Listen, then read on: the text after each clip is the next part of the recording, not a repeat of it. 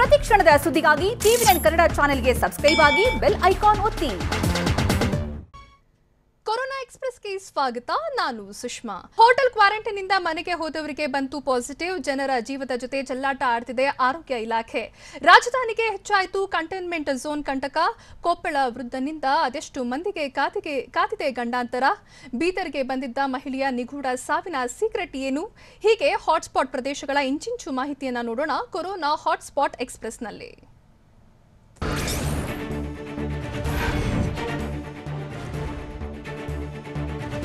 ಆರೋಗ್ಯ ಇಲಾಖೆ ಅಧಿಕಾರಿಗಳು ಎಡವಟ್ಟಿನ ಮೇಲೆ ಎಡವಟ್ಟು ಮಾಡುತ್ತಿದ್ದಾರೆ. ಹೋಟೆಲ್ ಕ್ವಾರಂಟೈನ್ನಲ್ಲಿದ್ದವರು ಮನೆಗೆ ತೆರಳಿದ ಬಳಿಕ ಪಾಸಿಟಿವ್ ಬಂದಿದ್ದು ಆತಂಕಕ್ಕೆ ಕಾರಣವಾಗಿದೆ. ಮೇ 16ರಂದು ಪುಣೆಯಿಂದ ಉಡುಪಿ ಕಾರ್ಖಾನೆಗೆ ಬಂದಿದ್ದ ಮೆಡಿಕಲ್ ವಿದ್ಯಾರ್ಥಿನಿಯನ್ನ ಮೇ 28ರವರೆಗೆ ಹೋಟೆಲ್ ಕ್ವಾರಂಟೈನ್ಗೆ ಒಳಪಡಿಸಲಾಗಿತ್ತು. ಮೇ 27ರಂದು ಥ್ರೋಟ್ ಸ್ವಾಬ್ ಸಂಗ್ರಹಿಸಲಾಗಿತ್ತು. ಆದರೆ ರಿಪೋರ್ಟ್ ಬರೋ ಮೊದಲೇ ಮನೆಗೆ ಕಳುಹಿಸಿದ್ದು, ಬಳಿಕ ಆಕೆಗೆ ಕೊರೋನಾ ಇದೆ ಅಂತ ರಿಪೋರ್ಟ್ ಬಂದಿದೆ.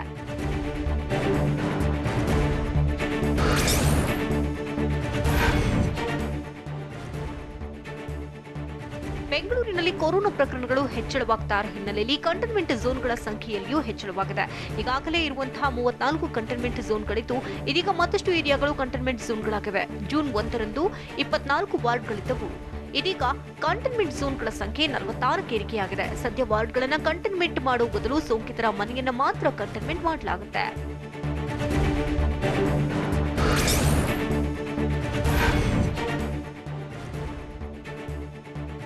ಮೆಕ್ಯಾನಿಕ್ಗೆ ಕೊರೋನಾ ಸೋಂಕು ಹಿನ್ನೆಲೆಯಲ್ಲಿ ಗದಗ ತಾಲೂಕಿನ ಲಕ್ಕುಂಡಿ ಗ್ರಾಮದಲ್ಲಿ ಆತಂಕ ಶುರುವಾಗಿದೆ. 29 ವರ್ಷದ ವ್ಯಕ್ತಿಗೆ ಜೂನ್ 6ರಂದು ಕೊರೋನಾ ಇರುವುದು ದೃಢವಾಗಿತ್ತು. ಆದರೆ ಈತನ ಟ್ರಾವೆಲ್ ಹಿಸ್ಟರಿ ಆರೋಗ್ಯಾಧಿಕಾರಿಗಳಿಗೆ ಆತಂಕ ಮೂಡಿಸಿದೆ. ಈತ ಗೆಳೆಯರ ಜೊತೆ ಸೇರಿಕೊಂಡು ನಾನ್ ವೆಜ್ ಪಾರ್ಟಿ ಮಾಡಿದಂತೆ. ಅಲ್ಲದೆ ಅಕ್ಕಪಕ್ಕದ ಮನೆಯ ಮಕ್ಕಳನ್ನ ಎತ್ತಿ ಆಡಿಸಿದ್ದಾನೆ. ಹೀಗಾಗಿ ಆತನ ಜೊತೆ ಪಾರ್ಟಿ ಮಾಡಿದವರಿಗೆ ಢವಢವ ಶುರುವಾಗಿದೆ.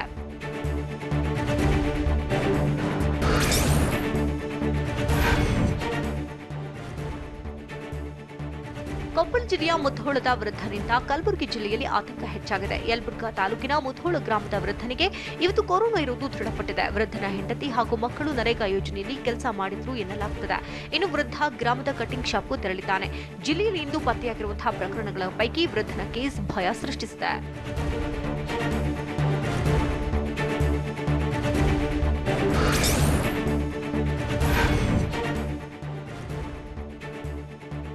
ಚಿಕ್ಕಬಳ್ಳಾಪುರದಲ್ಲಿ ಕ್ವಾರಂಟೈನ್ ಅವಧಿ ಮುಗಿಸಿ ನೀನು ಮನೆಗೆ ತೆರಳಬೇಕು ಅನ್ನುವಷ್ಟರಲ್ಲಿ ಕೊರೋನಾ ಇರುವುದು ದೃಢವಾಗಿದೆ. ಕಳೆದ 2 ವಾರಗಳಿಂದ ಕ್ವಾರಂಟೈನ್ನಲ್ಲಿದ್ದಂತಹ 12 ವರ್ಷದ ಬಾಲಕಿ ಹಾಗೂ 30 ವರ್ಷದ ಮಹಿಳೆಗೆ ಕೊರೋನಾ ನೆಗೆಟಿವ್ ಬಂದಿತ್ತು.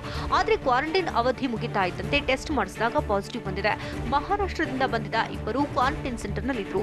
ಇದೀಗ ಇಬ್ಬರನ್ನ ಕೋವಿಡ್ ಆಸ್ಪತ್ರೆಗೆ ದಾಖಲಿಸಲಾಗಿದೆ.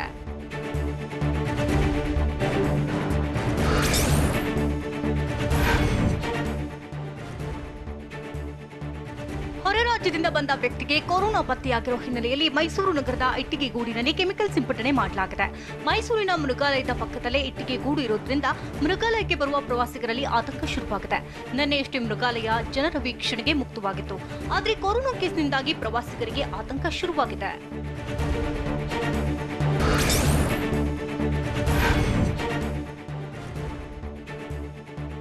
ಸಿಂಜಿನ್ ಕಂಪನಿಗೆ ತರಬೇತಿಗೆ ಬಂದಿದ್ದ ವ್ಯಕ್ತಿಗೆ ಸೋಂಕು ತಗುಲಿರೋ ಶಂಕೆ ಹಿನ್ನೆಲೆಯಲ್ಲಿ 15ಕ್ಕೂ ಹೆಚ್ಚು ಜನರನ್ನ ಕ್ವಾರಂಟೈನ್ ಮಾಡಲಾಗಿದೆ. ಬೆಂಗಳೂರಿನ ಎಲೆಕ್ಟ್ರಾನಿಕ್ ಸಿಟಿ ಫೇಸ್ 2ರಲ್ಲಿನ ಸಿಂಜಿನ್ ಕಂಪನಿಗೆ ಹಾಸನದಿಂದ ಬಂದಿದ್ದ ವ್ಯಕ್ತಿಗೆ ಸೋಂಕಿರುವುದು ದೃಢವಾಗಿದೆ. 14 ದಿನಗಳ ಹಿಂದೆ ಸ್ಯಾಂಪಲ್ ಕಳಿಸಲಾಗಿದ್ದು ಇಂದು ವರದಿ ಬಂದಿದೆ. ಹೀಗಾಗಿ ಇಷ್ಟು ದಿನ ಈತನ ಸಂಪರ್ಕದಲ್ಲಿದ್ದವರಿಗೆ ಭಯ ಶುರುವಾಗಿದೆ.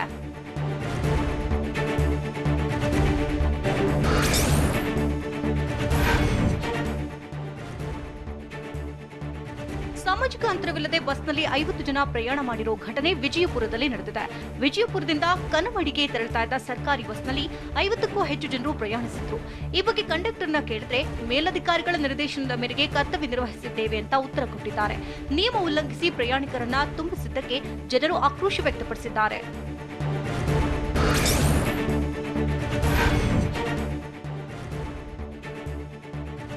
ಬೀದರ್ಗೆ ಹೋಗಿ ಬಂದ 25 ವರ್ಷದ ಮಹಿಳೆಯೊಬ್ಬರು ನಿಗೂಢವಾಗಿ ಮೃತಪಟ್ಟಿದ್ದಾರೆ. ಮೇ 30ರಂದು ಬೀದರ್ಗೆ ತೆರಳಿದ್ದ ಮಹಿಳೆ ರಾಯಚೂರಿಗೆ ವಾಪಸ್ಸಾಗಿದ್ರು. ಬಳಿಕ ಟಿಬಿ ಕಾಯಿಲೆಯಿಂದ ಬಳಲ್ತಾ ಇದ್ದ ಹಿನ್ನೆಲೆಯಲ್ಲಿ ಒಪಿಕ್ ಆಸ್ಪತ್ರೆಗೆ ದಾಖಲಿಸಲಾಗಿತ್ತು. ಆದರೆ ಚಿಕಿತ್ಸೆ ಫಲಕಾರಿಯಾಗದೆ ಮಹಿಳೆ ಮೃತಪಟ್ಟಿದ್ದಾರೆ. ಈ ಬಗ್ಗೆ ಮಾಹಿತಿ ನೀಡಿದಂತಹ ಡಿಸಿ ವೆಂಕಟೇಶ್, ಮೃತಪಟ್ಟ ಮಹಿಳೆಯ ಪರೀಕ್ಷಾ ವರದಿ ನಿರೀಕ್ಷಿಸಲಾಗುತ್ತಿದೆ ಅಂತ ಹೇಳಿದ್ರು.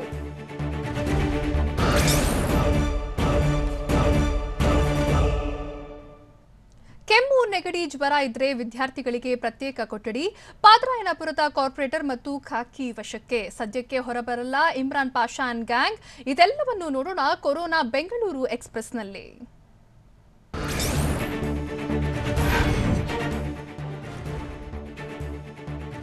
ಜ್ವರ, ಕೆಮ್ಮು, ನೆಗಡಿ ಇರುವ ವಿದ್ಯಾರ್ಥಿಗಳಿಗೆ ಪರೀಕ್ಷೆ ಬರೆಯೋದಕ್ಕೆ ಪ್ರತ್ಯೇಕ ಕೊಠಡಿ ವ್ಯವಸ್ಥೆ ಮಾಡಲಾಗುತ್ತೆ ಅಂತ ಪ್ರೌಢಶಿಕ್ಷಣ ಪರೀಕ್ಷಾ ಮಂಡಳಿ ಮಾಹಿತಿ ಕೊಟ್ಟಿದೆ. ಅಲ್ಲದೆ ಪ್ರತಿ ಪರೀಕ್ಷಾ ಕೇಂದ್ರದಲ್ಲಿ ಸಿಸಿಟಿವಿ ಅಳವಡಿಸಲಾಗಿದೆ. ಕಂಟೈನ್ಮೆಂಟ್ ಝೋನ್ಗಳಲ್ಲಿ ಪರೀಕ್ಷಾ ಕೇಂದ್ರ ರದ್ದು ಮಾಡಲಾಗಿದ್ದು ಅಲ್ಲಿನ ವಿದ್ಯಾರ್ಥಿಗಳನ್ನ ಬೇರೆ ಪರೀಕ್ಷಾ ಕೇಂದ್ರಕ್ಕೆ ಶಿಫ್ಟ್ ಮಾಡಲಾಗುತ್ತೆ ಅಂತಲೂ ತಿಳಿಸಿದೆ.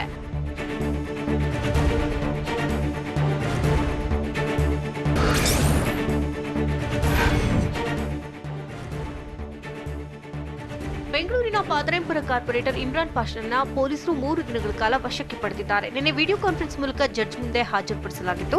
ಈ ವೇಳೆ ಪೊಲೀಸ್ ವಶಕ್ಕೆ ನೀಡಿ ಜಡ್ಜ್ ಆದೇಶ ಕೊಟ್ಟರು. ಕೋವಿಡ್ ಕಾಯ್ದೆ ಉಲ್ಲಂಘಿಸಿದ್ದಕ್ಕೆ 22 ಜನರನ್ನ ವಶಕ್ಕೆ ಪಡೆಯಲಾಗಿದೆ. ಸದ್ಯ ಎಲ್ಲರಿಗೂ ಹೋಟೆಲ್ ಒಂದರಲ್ಲಿ ಕ್ವಾರಂಟೈನ್ ಮಾಡಲಾಗಿದೆ. ಆರೋಪಿಗಳ ವರದಿಗಾಗಿ ಪೊಲೀಸರು ಕಾಯ್ತಿದ್ದಾರೆ.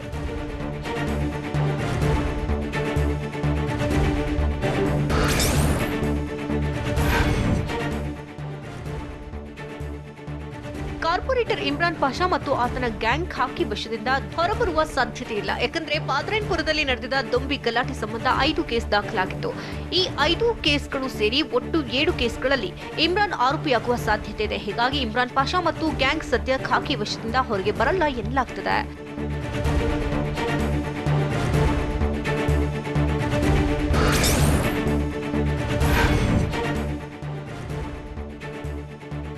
ಬಿಬಿಎಂಪಿ ವ್ಯಾಪ್ತಿಯಲ್ಲಿ ಹೋಮ್ ಕ್ವಾರಂಟೈನ್ಗೆ ರಾಜ್ಯ ಸರ್ಕಾರ ಹೊಸ ಮಾರ್ಗಸೂಚಿ ಬಿಡುಗಡೆ ಮಾಡಿದೆ. ಮನೆಗಳಿಗೆ ನೋಟಿಸ್ ಅಂಟಿಸುವ ಮೂಲಕ ಅಕ್ಕಪಕ್ಕದ ಮನೆಯವರ ಗಮನಕ್ಕೆ ಈ ಮಾಹಿತಿ ತರಲಾಗುತ್ತೆ. ಟಾಸ್ಕ್ ಫೋರ್ಸ್ ಸಿಬ್ಬಂದಿ ಇದರ ಸಂಪೂರ್ಣ ಜವಾಬ್ದಾರಿ ಹೊರಟಿದೆ. ಪ್ರತಿದಿನ ಥರ್ಮಲ್ ಸ್ಕ್ರೀನಿಂಗ್, ಪಲ್ಸ್ ಚೆಕ್ ಮಾಡಲಾಗುತ್ತೆ. ಒಂದು ವೇಳೆ ನಿಯಮ ಉಲ್ಲಂಘನೆ ಮಾಡಿದ್ರೆ ಎಫ್ಐಆರ್ ದಾಖಲಿಸಲಾಗುವುದು ಅಂತ ಸರ್ಕಾರ ಹೇಳಿದೆ.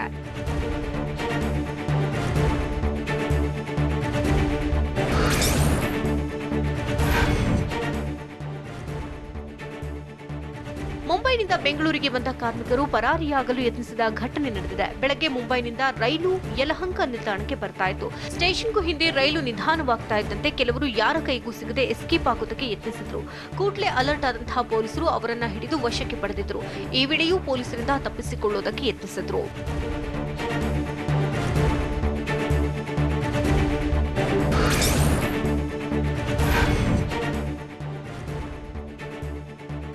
ಬೆಂಗಳೂರಿನ ಪಾದರಾಯನಪುರ ವಾರ್ಡ್ನಲ್ಲಿ 144 ಸೆಕ್ಷನ್ ಜಾರಿ ಮಾಡಿದ್ರೂ ಜನರು ಡೋಂಟ್ ಕೇರ್ ಅಂತಿದ್ದಾರೆ. ಈಗಾಗಲೇ ಕೊರೋನಾ ವೈರಸ್ ಇಡೀ ಏರಿಯಾವನ್ನೇ ನಡುಗಿಸಿದೆ. ಹೀಗಾಗಿ ಮುಂಜಾಗ್ರತಾ ಕ್ರಮವಾಗಿ 144 ಸೆಕ್ಷನ್ ಜಾರಿ ಮಾಡಿ ಹೆಜ್ಜೆ ಹೆಜ್ಜೆಗೂ ಖಾಕಿ ಕಣ್ಗಾವಲಿಟ್ಟಿದೆ.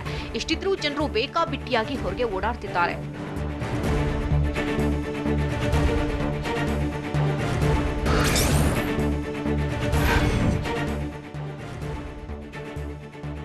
ಬೇರೆ ಬೇರೆ ರಾಜ್ಯಗಳಿಗೆ ಹೋಗಿ ಬರೋರಿಗೆ ಸರ್ಕಾರ ಹೊಸ ಮಾರ್ಗಸೂಚಿ ಬಿಡುಗಡೆ ಮಾಡಿದೆ. ಸೇವಾ ಸಿಂಧು ವೆಬ್ಸೈಟ್ನಲ್ಲಿ ಕಡ್ಡಾಯವಾಗಿ ನೋಂದಣಿ ಮಾಡಿಕೊಳ್ಳಬೇಕು. ಮೊಬೈಲ್ ಸಂಖ್ಯೆ, ವಿಳಾಸ ನಮೂದಿಸಬೇಕು. ರಾಜ್ಯಕ್ಕೆ ವಾಪಸ್ಸಾಗುವಾಗ ಚೆಕ್ ಪೋಸ್ಟ್, ರೈಲ್ವೆ ನಿಲ್ದಾಣ, ಏರ್ಪೋರ್ಟ್ಗಳಲ್ಲಿ ಥರ್ಮಲ್ ಸ್ಕ್ರೀನಿಂಗ್ ಕಡ್ಡಾಯಗೊಳಿಸಬೇಕು. ಈ ವೇಳೆ ಕೊರೋನಾ ಲಕ್ಷಣ ಕಂಡು ಬಂದ್ರೆ ಆಸ್ಪತ್ರೆಗೆ ಶಿಫ್ಟ್ ಮಾಡಬೇಕು ಅಂತ ಹೇಳಿದೆ.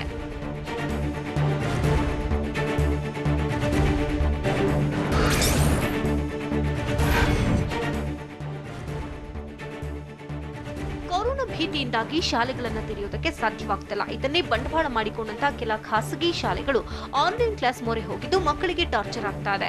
ಮಕ್ಕಳಿಗೆ ಅರ್ಥವಾಗದಿದ್ರೆ ಶಿಕ್ಷಕರು ಬಿಡ್ತಾ ಇಲ್ಲ. ಇದು ಮಕ್ಕಳಿಗೆ ಟೆನ್ಷನ್ ತಂದಿದ್ರೆ ಪೋಷಕರಿಗೆ ಕಿರಿಕಿರಿ ಆಗ್ತಾ ಇದೆ. ಪ್ರಾಥಮಿಕ ತರಗತಿಗಳಿಗೆ ಆನ್ಲೈನ್ ಪಾಠ ಬೇಕಾ ಅಂತ ಅನ್ನೋದು ಪೋಷಕರ ಪ್ರಶ್ನೆಯಾಗಿದೆ.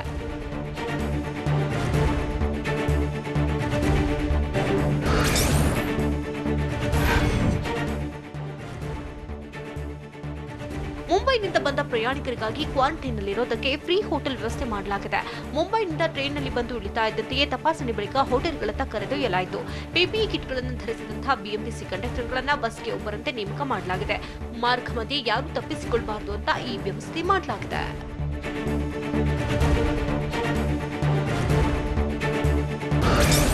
ರಾಜ್ಯದಲ್ಲಿ ನಿಗದಿಯಂತೆ ನಡೆಯುತ್ತೆ ಎಸ್ಎಸ್ಎಲ್ಸಿ ಪರೀಕ್ಷೆ. ಎಕ್ಸಾಮ್ ಬಗ್ಗೆ ಶಿಕ್ಷಣ ಸಚಿವ ಸುರೇಶ್ ಕುಮಾರ್ ಹೇಳಿದ್ದೇನು?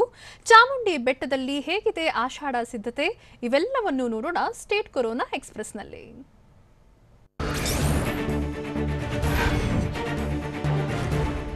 ರಾಜ್ಯದಲ್ಲಿ ನಿಗದಿಯಂತೆ ಎಸ್ಎಸ್ಎಲ್ಸಿ ಪರೀಕ್ಷೆ ನಡೆಯಲಿದೆ ಅಂತ ಉಡುಪಿಯಲ್ಲಿ ಶಿಕ್ಷಣ ಸಚಿವ ಸುರೇಶ್ ಕುಮಾರ್ ಹೇಳಿದ್ದಾರೆ. ಎಸ್ಎಸ್ಎಲ್ಸಿ ಪರೀಕ್ಷೆ ವೇಳೆ ಸಮಸ್ಯೆ ಆದ್ರೆ ಪರ್ಯಾಯ ವ್ಯವಸ್ಥೆ ಮಾಡ್ತೇವೆ. ಹೀಗಾಗಿ ನಿಗದಿಯಂತೆ ಪರೀಕ್ಷೆ ನಡೆಸುವುದಕ್ಕೆ ಸಿದ್ಧತೆ ನಡೀತಾ ಇದೆ. ರಾಜ್ಯದಲ್ಲಿ ಕೊರೋನಾ ಸೋಂಕು ಪ್ರಕರಣ ಹೆಚ್ಚಳವಾಗಿಲ್ಲ. ಹೊರ ರಾಜ್ಯದಿಂದ ಬಂದವರಿಗೆ ಕೊರೋನಾ ಸೋಂಕಿರುವುದರಿಂದ ಆತಂಕ ಪಡಬೇಕಾದ ಅಗತ್ಯವಿಲ್ಲ ಅಂತ ಸುರೇಶ್ ಕುಮಾರ್ ಹೇಳಿದ್ರು.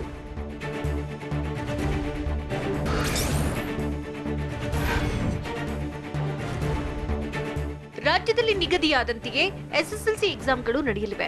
ಮಕ್ಕಳ ಸುರಕ್ಷತೆಗೆ ಹೆಚ್ಚಿನ ಆದ್ಯತೆ ನೀಡುವುದಾಗಿ ಶಿಕ್ಷಣ ಸಚಿವ ಸುರೇಶ್ ಕುಮಾರ್ ಹೇಳಿದ್ದಾರೆ. ಪರೀಕ್ಷಾ ಕೇಂದ್ರಗಳ ಕೊಠಡಿ ಸಂಖ್ಯೆ ಹೆಚ್ಚಾಗಿದೆ. ಒಂದು ಕೊಠಡಿಯಲ್ಲಿ 18 ರಿಂದ 20 ಮಕ್ಕಳಿಗೆ ಮಾತ್ರ ಅವಕಾಶ ನೀಡಲಾಗಿದೆ. ಮಕ್ಕಳ ನಡುವೆ ಕನಿಷ್ಠ 3.5 ಅಡಿ ಅಂತರ ಕಡ್ಡಾಯ. ಮಾಸ್ಕ್ ಹಾಕಿ ಪರೀಕ್ಷೆ ಬರೆಯುವುದಕ್ಕೆ ವ್ಯವಸ್ಥೆ ಮಾಡಿರುವುದಾಗಿ ಸಚಿವರು ಹೇಳಿದರು.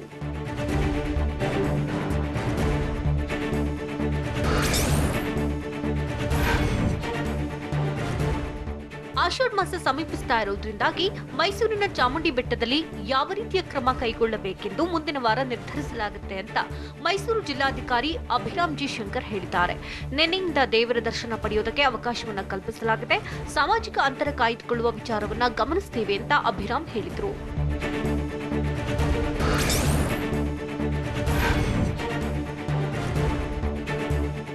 ಲಾಕ್ಡೌನ್ ಸಡಿಲಿಕೆ ಬೆನ್ನಲ್ಲೇ ದೇಗುಲಗಳು ಓಪನ್ ಆಗಿದ್ದು ಶ್ರೀ ಕ್ಷೇತ್ರ ಧರ್ಮಸ್ಥಳದಲ್ಲೂ ಪೂಜಾ ಕಾರ್ಯಗಳು ನಡೆಯುತ್ತಿವೆ. ಇಂದು ಧರ್ಮಸ್ಥಳಕ್ಕೆ ಭೇಟಿ ನೀಡಿದ ಗೃಹ ಸಚಿವ ಬಸವರಾಜ ಬೊಮ್ಮಾಯಿ ಮಂಜುನಾಥನ ದರ್ಶನ ಪಡೆದು ವಿಶೇಷ ಪೂಜೆ ಸಲ್ಲಿಸಿದರು. ಬಳಿಕ ಧರ್ಮಾಧಿಕಾರಿ ಡಾಕ್ಟರ್ ಡಿ ವೀರೇಂದ್ರ ಹೆಗಡೆಯವರನ್ನ ಭೇಟಿ ಮಾಡಿ ಮಾತುಕತೆ ನಡೆಸಿದರು. ಜಿಲ್ಲಾಧಿಕಾರಿ ಸಿಂಧು ಬಿ ರೂಪೇಶ್, ಬೆಳ್ತಂಗಡಿ ಶಾಸಕ ಹರೀಶ್ ಪೂಜಾ ಸಾಥ್ ಕೊಟ್ಟರು.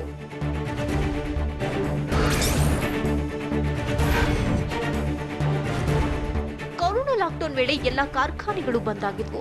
ಈ ವೇಳೆ ಸಿಮೆಂಟ್ ಕಾರ್ಖಾನೆಯಲ್ಲಿ ಗುತ್ತಿಗೆ ಕಾರ್ಮಿಕರು ಮತ್ತು ಅಧಿಕಾರಿಗಳ ಮಧ್ಯೆ ವಾಗ್ವಾದ ನಡೆದಿದೆ. ಕಲಬುರಗಿ ಜಿಲ್ಲೆಯ ಸೇಡಂ ಪಟ್ಟಣದಲ್ಲಿರುವ ವಾಸುದತ್ತ ಸಿಮೆಂಟ್ ಕಾರ್ಖಾನೆಯಲ್ಲಿ ಗುತ್ತಿಗೆ ಕಾರ್ಮಿಕರಿಗೆ ವೇತನ ಮಾಡದಿರುವುದಕ್ಕೆ ಕಾರ್ಮಿಕರು ಕಿಡಿಕಾರಿದ್ರು. ವೇತನ ನೀಡುವಂತೆ ಆಡಳಿತ ಮಂಡಳಿ ವಿರುದ್ಧ ಕಾರ್ಮಿಕರು ಆಕ್ರೋಶ ಹೊರಹಾಕಿದ್ದಾರೆ.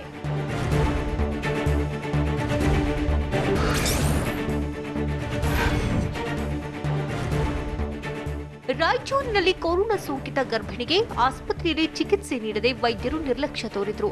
ಇದರಿಂದ ಗರ್ಭಪಾತವಾಗಿ ಮಗು ಮೃತಪಟ್ಟಿತ್ತು. ಇದಕ್ಕೆ ಆಕ್ಷೇಪ ವ್ಯಕ್ತಪಡಿಸಿದ್ದ ಇತರೆ ಪೇಷಂಟ್ಗಳು ಊಟ ತ್ಯಜಿಸಿ ಪ್ರತಿಭಟನೆ ನಡೆಸಿದ್ರು. ಚಿಕಿತ್ಸೆ ನೀಡುವುದಕ್ಕೆ ತಡ ಮಾಡಿದಂತಹ ವೈದ್ಯನ ಸಸ್ಪೆಂಡ್ ಮಾಡಿ ಆರೋಗ್ಯ ಸಚಿವ ಬಿ ಶ್ರೀರಾಮುಲು ಖಡಕ್ ಆದೇಶ ಕೊಟ್ಟಿದ್ದಾರೆ.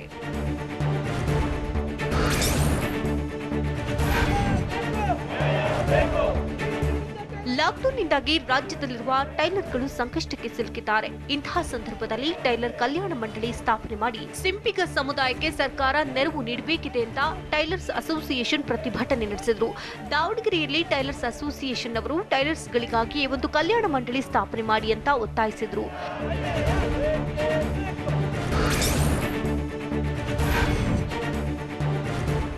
ಕೊರೋನಾ ವೈರಸ್ನಿಂದ ತತ್ತರಿಸಿ ಹೋಗಿರುವ ಮಹಾರಾಷ್ಟ್ರದಿಂದ ಹಲವರು ರಾಜ್ಯಕ್ಕೂ ಮರಳುತ್ತಿದ್ದಾರೆ. ಕಳ್ಳದಾರಿ ಮೂಲಕ ರಾಜ್ಯಕ್ಕೆ ನುಸುಳುತ್ತಾ ಇದ್ದು ಆತಂಕ ಹೆಚ್ಚಿಸಿದೆ. ಭೀಮಾ ನದಿಯಲ್ಲಿ ನುಗ್ಗಿ ವಿಜಯಪುರ ಜಿಲ್ಲೆಗೆ ಆಗಮಿಸುತ್ತಿದ್ದಾರೆ. ಹೆದ್ದಾರಿಯಲ್ಲಿ ಬಂದ್ರೆ 7 ದಿನಗಳ ಕ್ವಾರಂಟೈನ್ಗೆ ಒಳಗಾಗಬೇಕಾಗುತ್ತೆ. ಹೀಗಾಗಿ ತಪ್ಪಿಸಿಕೊಳ್ಳುವುದಕ್ಕೆ ಕಳ್ಳ ಮಾರ್ಗ ತುಳಿದಿದ್ದು ವಿಜಯಪುರ ಜಿಲ್ಲೆಯ ಗಡಿಭಾಗದ ಜನರಲ್ಲಿ ಕೊರೋನಾ ಭಯ ಹೆಚ್ಚಾಗಿದೆ.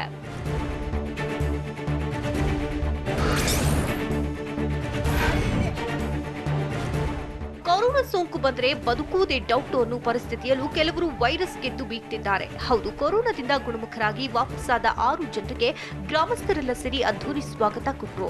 ವಿಜಯಪುರ ಜಿಲ್ಲೆಯ ಬಸವನ ಬಾಗೇವಾಡಿ ತಾಲೂಕಿನ ಇಂಗಳೇಶ್ವರ ಗ್ರಾಮದಲ್ಲಿ ಪಟಾಕಿ ಸಿಡಿಸಿ ಜೈಕಾರ ಹಾಕಿ ಸ್ವಾಗತಿಸಿದ್ರು.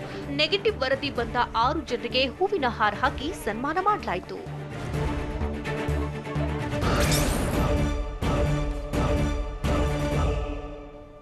ದೇಶದಲ್ಲಿ ನಿಲ್ಲುತ್ತಿಲ್ಲ ಕ್ರೂರಿ ವೈರಸ್ ಕೇಕೆ. ದೆಹಲಿ ಸರ್ಕಾರವನ್ನೇ ಕಾಡುತ್ತಿದೆ ಕಿಲ್ಲರ್ ಕೊರೋನಾ. ದೀದಿ ರಾಜ್ಯದಲ್ಲಿ ಪೊಲೀಸರಿಗೆ ಅಂಟಿಕೊಳ್ತಿದೆ ಕೊರೋನಾ. ತಮಿಳುನಾಡಿನಲ್ಲಿ ಎಸ್ಎಸ್ಎಲ್ಸಿ ಪರೀಕ್ಷೆ ಕ್ಯಾನ್ಸಲ್. ಇದೆಲ್ಲವನ್ನು ನೋಡೋಣ ನ್ಯಾಷನಲ್ ಕೊರೋನಾ ಎಕ್ಸ್‌ಪ್ರೆಸ್‌ನಲ್ಲಿ.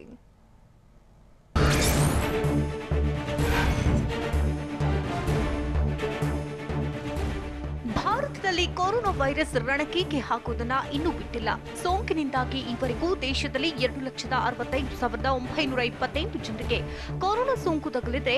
ಕ್ರೂರಿ ವೈರಸ್ಗೆ 7,473 ಜನರು ಬಲಿಯಾಗಿದ್ದಾರೆ. ದೇಶದಲ್ಲಿ ಕೊರೋನಾ ಸೋಂಕಿತರಲ್ಲಿ 1,29,095 ಜನರು ಗುಣಮುಖರಾಗಿದ್ದು 1,29,360 ಸೋಂಕಿತರು ನಿಗದಿತ ಆಸ್ಪತ್ರೆಗಳಲ್ಲಿ ಚಿಕಿತ್ಸೆ ಪಡೆದಿದ್ದಾರೆ.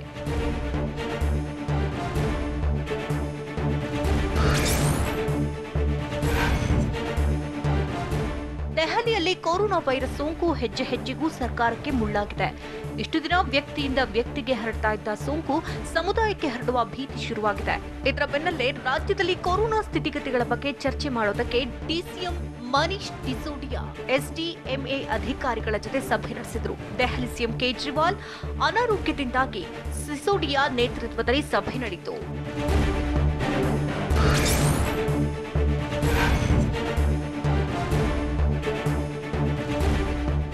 ಪಶ್ಚಿಮ ಬಂಗಾಳದಲ್ಲಿ ಕೊರೋನಾ ವೈರಸ್ ಬೆಂಬಿಡದೆ ಕಾಡ್ತಾ ಇದೆ. ಅದರಲ್ಲೂ ಕೊರೋನಾ ವಾರಿಯರ್ಸ್ಗಳಾಗಿರುವಂತಹ ಪೊಲೀಸ್ ಸಿಬ್ಬಂದಿಯನ್ನ ಬಿಡದಂತೆ ಕೊರೋನಾ ಹೊಕ್ಕುತ್ತಿದ್ದು ಖಾಕಿ ಸಿಬ್ಬಂದಿ ಜಂಘಬಲವೇ ಉರುಗಿ ಹೋಗಿದೆ. ಕೋಲ್ಕತ್ತಾದಲ್ಲಿ ಕರ್ತವ್ಯ ನಿರತ 11 ಪೊಲೀಸ್ ಸಿಬ್ಬಂದಿಗೆ ಸೋಂಕು ಪತ್ತೆಯಾಗಿದೆ. ಪಶ್ಚಿಮ ಬಂಗಾಳದಲ್ಲಿ ಈವರೆಗೂ 217 ಮಂದಿ ಪೊಲೀಸ್ ಸಿಬ್ಬಂದಿಗೆ ಕೊರೋನಾ ಖಚಿತವಾಗಿದ್ದು ಟೆನ್ಷನ್ ಹೆಚ್ಚು ಮಾಡಿದೆ.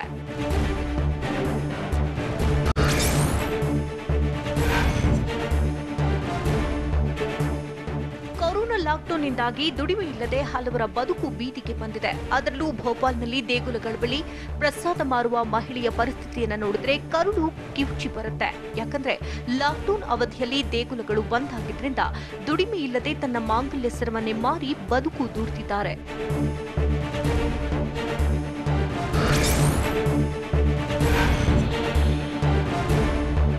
ಕೊರೋನಾ ಲಾಕ್ಡೌನ್ನಿಂದಾಗಿ 2.5 ತಿಂಗಳಿನಿಂದ ಬಂದ್ ಆಗಿದ್ದ ಶಾಪಿಂಗ್ ಮಾಲ್ಗಳನ್ನ ತೆರೆಯಲಾಗಿದೆ.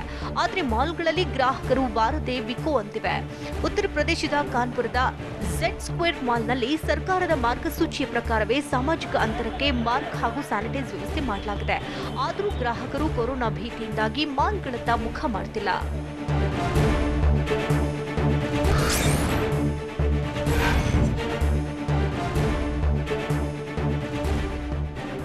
ದೆಹಲಿಯಲ್ಲಿ ಕೊರೋನಾ ಸೋಂಕು ಬಿಕ್ಕಟ್ಟು ಹೆಚ್ಚಾಗ್ತಾ ಇರುವುದರಿಂದ ಸದ್ಯಕ್ಕೆ ಶಾಲಾ ಕಾಲೇಜುಗಳನ್ನು ತೆರೆಯುವುದಕ್ಕೆ ಸಾಧ್ಯವಿಲ್ಲ. ಶಾಲೆಗಳು ವಿಳಂಬವಾಗಿ ತೆರೆಯುವುದರಿಂದಾಗಿ ಶಾಲಾ ಪಠ್ಯಕ್ರಮವನ್ನು ಕಡಿತ ಮಾಡುವುದಕ್ಕೆ ಚಿಂತನೆ ನಡೆಸ್ತಾ ಇರುವುದಾಗಿ ಕೇಂದ್ರ ಸಚಿವ ರಮೇಶ್ ಪೋಖ್ರಿಯಾಲ್ ಟ್ವೀಟ್ ಮಾಡಿದ್ದಾರೆ. ಪಠ್ಯಕ್ರಮ ಕಡಿತದ ಬಗ್ಗೆ ಅಭಿಪ್ರಾಯಗಳನ್ನು ತಿಳಿಸಿ ಅಂತ ಶಿಕ್ಷಕರಿಗೆ ಸಚಿವರು ಮನವಿ ಮಾಡಿದ್ದಾರೆ.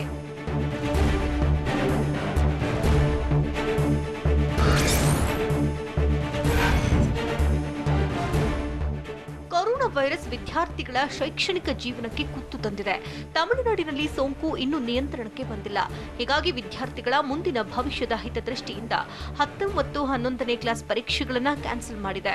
ಪರೀಕ್ಷೆ ಇಲ್ಲದೆ ವಿದ್ಯಾರ್ಥಿಗಳನ್ನು ಪಾಸ್ ಮಾಡಲು ತಮಿಳುನಾಡು ಸರ್ಕಾರ ನಿರ್ಧಾರ ಮಾಡಿದೆ. ತಮಿಳುನಾಡಿನಲ್ಲಿ ಈವರೆಗೆ 31,667 ಜನರಿಗೆ ಕೊರೋನಾ ಸೋಂಕು ತಗುಲಿದ್ದು 269 ಜನರು ಬಲಿಯಾಗಿದ್ದಾರೆ.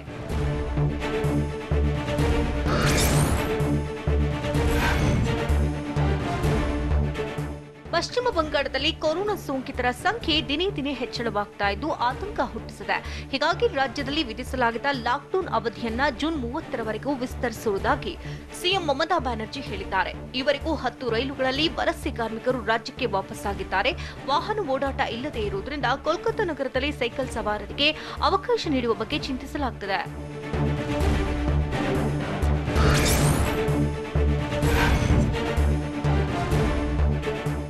ಲಾಕ್ಡೌನ್ ಸಡಿಲಿಕೆ ಬಳಿಕ ವಿವಿಧ ರಾಜ್ಯಗಳಲ್ಲಿ ಬಂಧಿಯಾಗಿದ್ದ ವಲಸೆ ಕಾರ್ಮಿಕರನ್ನ ಹುಟ್ಟೂರಿಗೆ ಸೇರಿಸಿದ್ದೇ ಶ್ರಮಿಕ್ ರೈಲು. ಆದರೆ ಕಾರ್ಮಿಕರನ್ನ ತಮ್ಮ ರಾಜ್ಯಗಳಿಗೆ ಕಳುಹಿಸಿಕೊಡಲು ಶ್ರಮಿಸಿದಂತಹ ಶ್ರಮಿಕ್ ರೈಲು ವ್ಯವಸ್ಥೆಯನ್ನ ಪಶ್ಚಿಮ Bengal CM Mamata Banerjee corona express ಅಂತ ಲೇವಡಿ ಮಾಡಿದ್ದಕ್ಕೆ ಕಿಡಿಕಾರಿರುವಂತಹ ಅಮಿತ್ ಶಾ ವಲಸೆ ಕಾರ್ಮಿಕರನ್ನ ದೀದಿ ಅವಮಾನಿಸಿದ್ದಾರೆ ಅಂತ ಬೇಸರ ವ್ಯಕ್ತಪಡಿಸಿದ್ರು.